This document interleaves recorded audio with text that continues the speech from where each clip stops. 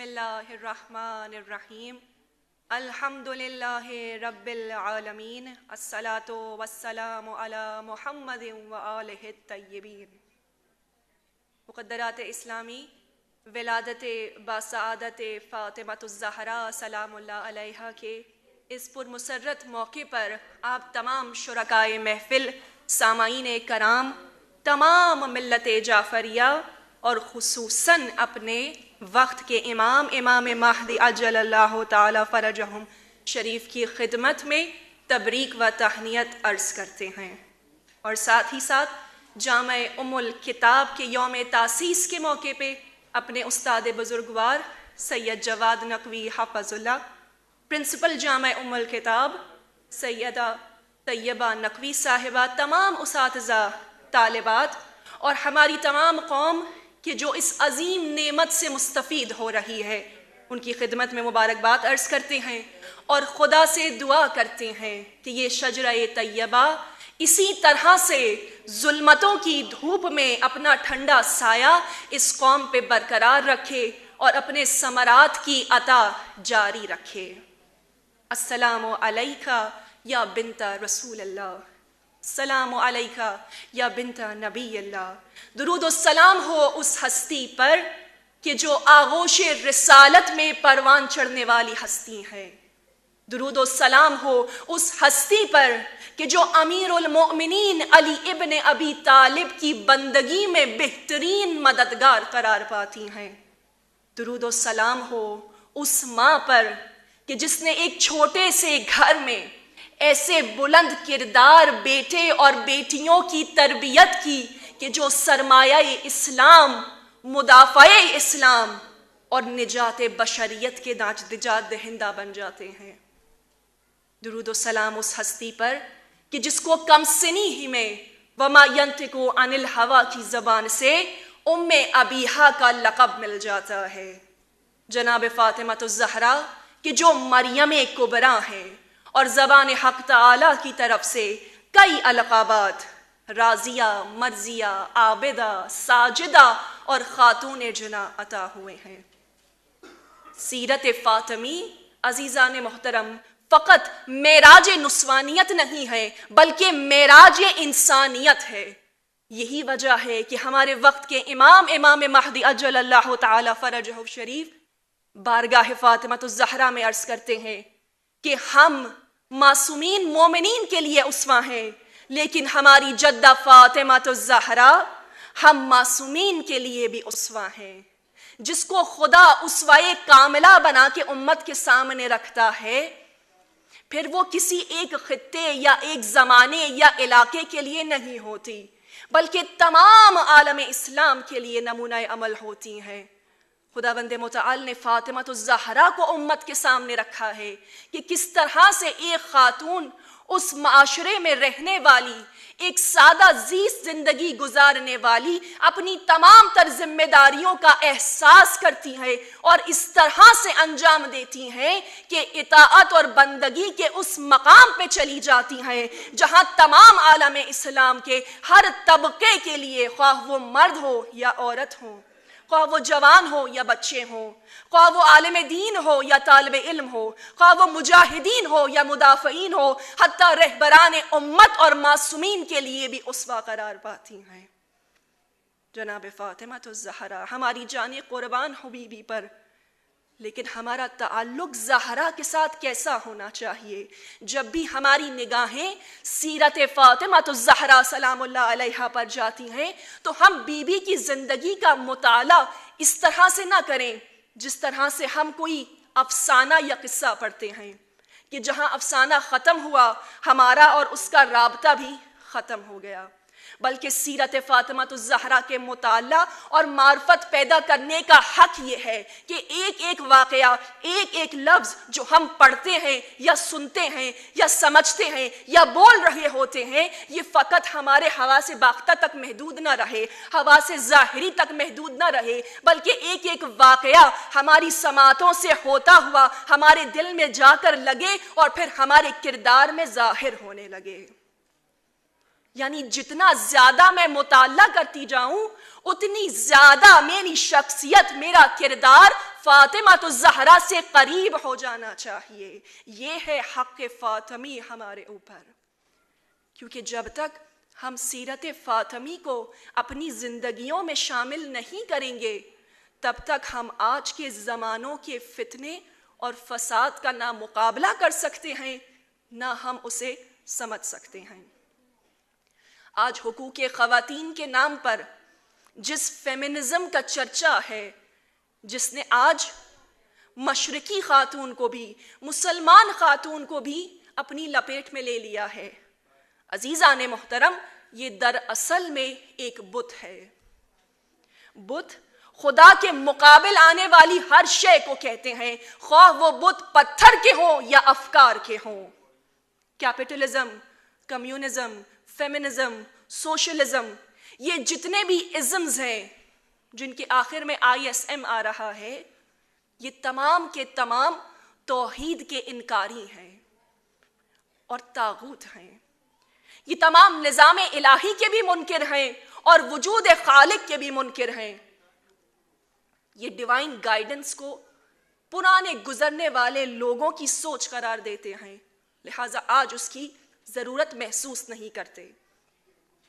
جب بھی آپ ان کا نعرہ سنیں گے ہمیشہ ایک لفظ تکرار ہوتا ہے، رائٹ، حقوق.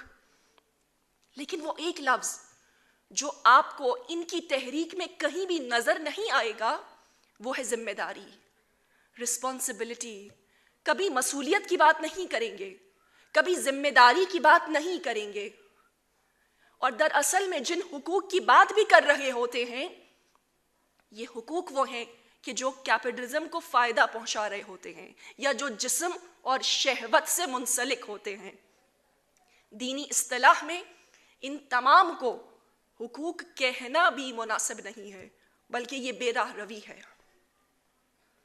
19ویں صدی میں جب اس تحریک کا آغاز ہوا تو یہ آغاز مغرب کی اپر کلاس خواتین نے کیا تھا.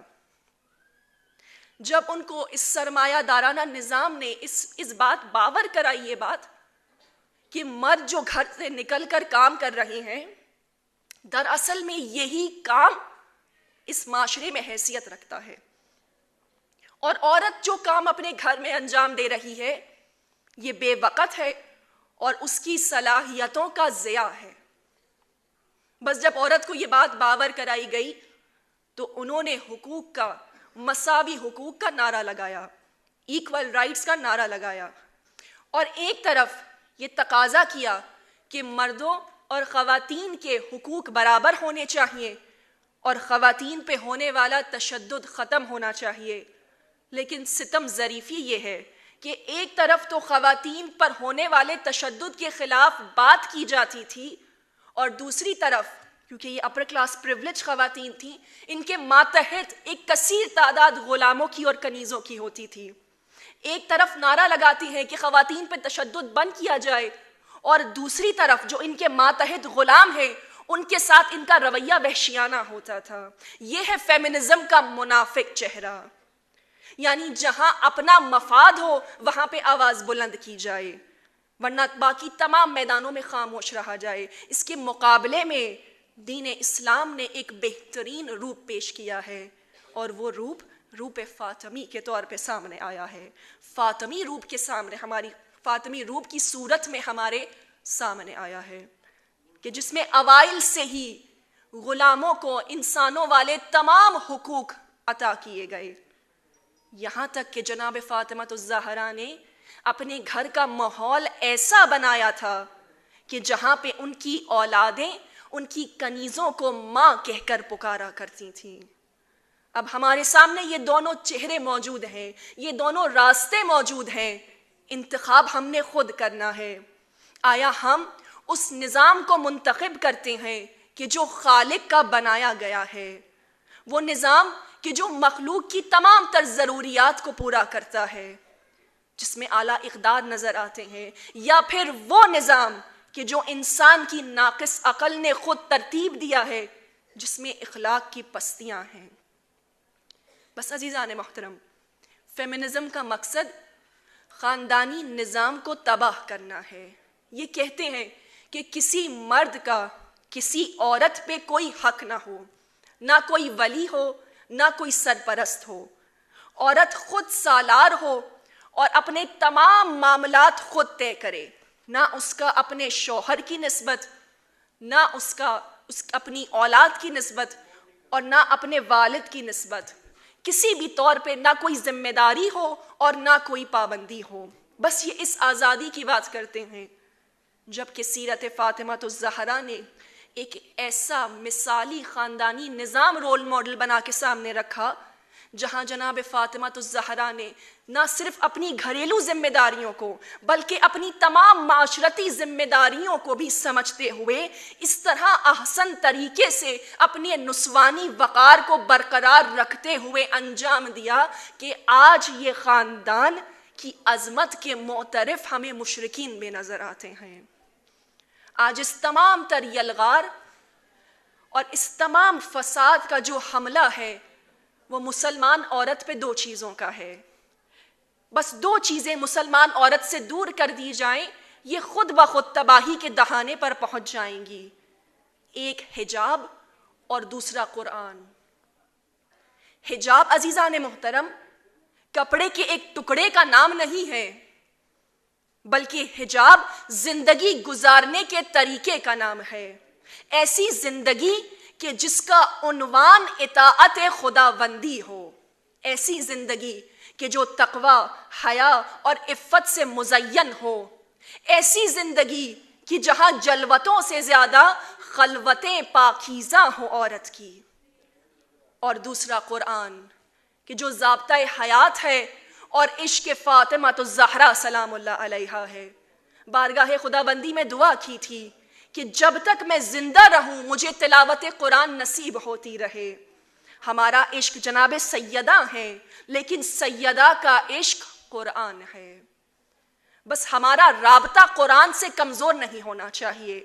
جہاں ہمارا رابطہ کمزور ہوا وہیں پہ دشمن کا حملہ تیز تر ہو جاتا ہے۔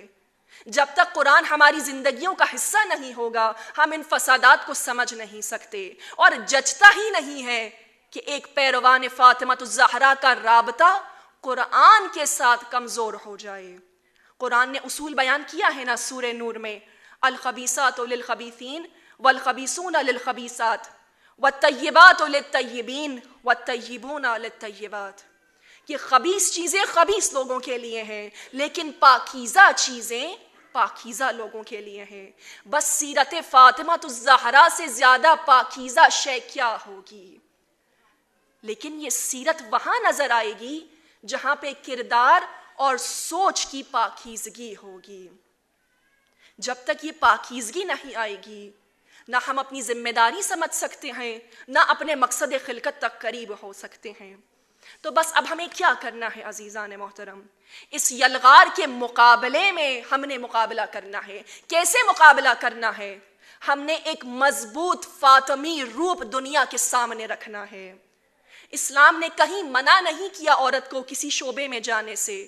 ہم ہر شعبے میں جا سکتے ہیں، ہم ہر فیلڈ میں کام کر سکتے ہیں، لیکن ہماری طرز فاطمی ہونی چاہیے، ہمارا انداز فاطمی ہونا چاہیے، ہمارا حلیہ فاطمی ہونے چاہیے، ہماری گفتار فاطمی ہونی چاہیے، اور ہماری نگاہیں ہمیشہ ہمیشہ حدود الہی پر رہنی چاہیے۔ کام ہم جو کچھ بھی کریں ہماری نگاہیں اپنے مقصد خلقت پہ ہونی چاہیے۔ تعلیم ہم جو بھی حاصل کریں اس تعلیم کا مقصد ہمیں خدا سے قریب کرنا ہو۔ اگر یہ تعلیم ہمیں خدا سے قریب نہیں کر رہی تو یہ تعلیم ہمیں تباہ کر رہی ہے۔ اور علامہ اقبال نے اس پوری گفتگو کو چند اشعار میں بڑی خوبصورتی سے سمیٹا ہے، آپ کی سماعتوں کی نظر کرتے ہیں۔